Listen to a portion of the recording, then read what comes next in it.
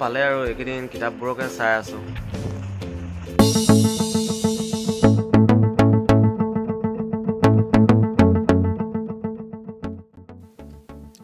এইখন হৈছে কাঞ্চন বৰুৱাৰ অসীমত যাৰ হেৰাল সীমা। APJ Abdul Kalam turning point. APJ Abdul কালামৰ বিষয়ে লিখা আছে। 2 লাখ কপি চ'ল হৈছে। মোৰ আগতে কিনা এখন কথা ৰামায়ণ প্ৰদীপ শইকীয়াৰ অনুবাদ কৰিছে। ভাল লাগে পঢ়ি ৰামায়ণখন।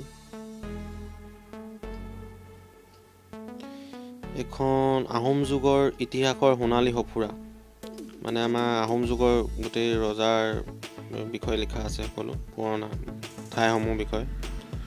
মৌন ওঁঠ মুখৰ হৃদয়, পঢ়ি ভাল লাগে এখন কিতাপ। এইবোৰ পঢ়ি আছোঁ আৰু এতিয়া। শৃংখল ভৱেন্দ্ৰনাথ শইকীয়াৰ, তেওঁ সাহিত্য অকাডেমী পুৰস্কাৰ প্ৰাপ্ত কৰিছিলে এইখন কিতাপত। ভাল লাগে পঢ়ি শৃংখল। বন্ধৰ দিনত এইবোৰে পঢ়ি আছোঁ।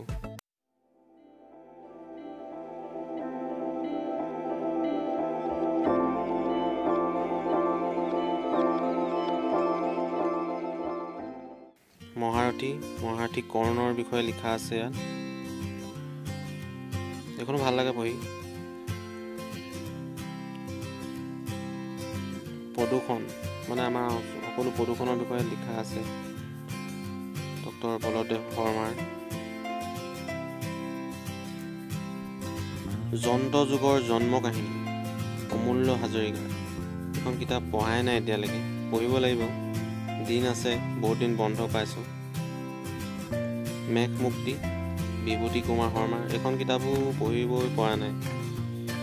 ইমান কিতাপ মানে দ্য এলকেমিষ্ট, এখন প্ৰশান্ত কুমাৰ বৰদলৈ অনুবাদ কৰিছে। গোটেই বন্ধকেইদিন এইখিনি কিতাপে পঢ়ি থাকিম আৰু। বিষ্ণুপ্ৰসাদ ৰাভাৰ এখন কিতাপ। মহাপুৰুষৰ চানেকিৰে জীৱনৰ, ডক্টৰ প্ৰফুল্ল মেধিয়ে লিখিছে। মহাপুৰুষসকলৰ বিষয়ে লিখা হৈছে। লিখিছে স্বামী বিবেকানন্দ। তেওঁ মানে সকলো মহাপুৰুষসকলৰ বিষয়ে লিখা আছে। জিলিকালে লুইডৰ পাৰ, M আব্দুল মজিদ খান এইখন কিতাপ। শংকৰদেৱ মাধৱদেৱ এইখন কিতাপ অলপ পঢ়িছোঁ আৰু মহেশ্বৰ নেওগৰ হয় এখন, কিন্তু গোটেইখিনি পঢ়িব পৰা নাই। কৰোণা ভাইৰাছৰ কাৰণে বহুত দিন বন্ধ পাইছোঁ বাৰু। শ্ৰীমন্ত শংকৰদেৱৰ চানচাই এখন কিতাপ।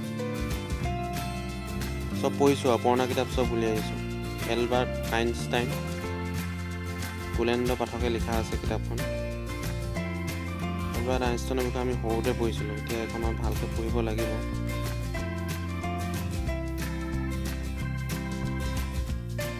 কৰোণা বন্ধকেইদিন ঘৰতে আৰু কিতাপ পঢ়ি থাকিব লাগিব। নবেল বঁটা বিজয়ী মনীষী 12গৰাকী মনীষীৰ বিষয়ে লিখা আছে।